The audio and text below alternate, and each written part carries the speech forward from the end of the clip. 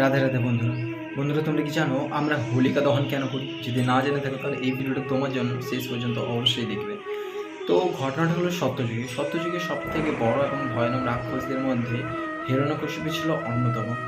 সে এতটাই বড় পাপী ছিল যে কোনোদিনও ভগবান শ্রীবিষ্ণুর সেবা আর্চনা পুজো কোনোদিনও পছন্দ করতো না। তাই তার রাজ্যে থাকা সমস্ত ঋষি মুনি সব্বাইকে সে কারাগারে বন্দি করে। কিন্তু তার একজন ছেলে ছিল যার নাম হলো প্রহ্লাদ।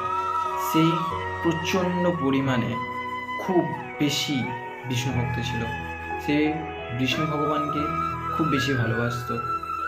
এবার সেই বিষ্ণু ভগবানকে ভালোবাসার কারণে যেদিন তার বাবা হিরণ্যকশিপু জানতে পারে, সেই দিন থেকে তাকে মারার নানা রকম চেষ্টা করেছে।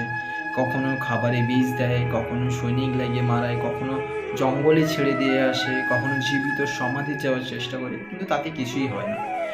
তারপরে তার একজন বিশিষ্ট রাক্ষসিনীর কথা মনে পড়ল, যার নাম কিনা সিংহিনী। সে অগ্নিদেবের কাছ থেকে বরপ্রাপ্ত ছিল যে অগ্নিদেব কোনোদিনও তাকে জ্বালাতে পারবে না, অগ্নির কোনোদিনও তার প্রতি কোনো স্পর্শ হবে না, সে কোনোদিনও অগ্নিতে জ্বলবে না। তো সে সে নির্ণয় করে তার ছেলেকে তার সঙ্গেই হোলিকার মধ্যে দহন করবে। তো সে তো মরবে না, কারণ অগ্নিদেবের আশীর্বাদ আছে, সে কোনোদিনও মরতে পারে না, অগ্নি তার কিছুই করতে পারবে না। কিন্তু প্রহ্লাদের সেরকমটা ছিল না, যার কারণের জন্য একটা চিতা তৈরি করা হয় এবং তার মধ্যে সিংহিনীকে প্রহ্লাদ তার কোলে বসে এবং সেই রকম অবস্থাতে জীবিত অবস্থায় জ্বালিয়ে দেওয়া হয়। সিংহিনী যেহেতু পাপের প্রতীক ছিল, যার কারণের জন্য সে সেই আগুনে জ্বলে ভস্ম হয়ে যায় এবং প্রহ্লাদ, যে কিনা সব থেকে বড় বিষ্ণু ভক্ত ছিল, তার কিছুই হয়নি, সে সুরক্ষিত থাকে।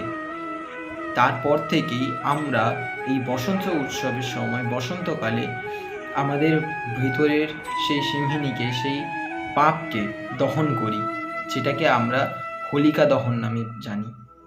এবং আমাদের সবার করা উচিত।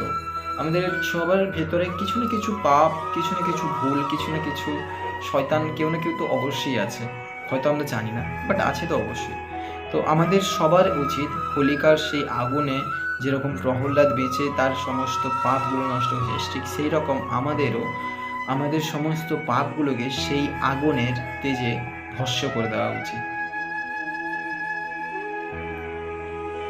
রাধে রাধে।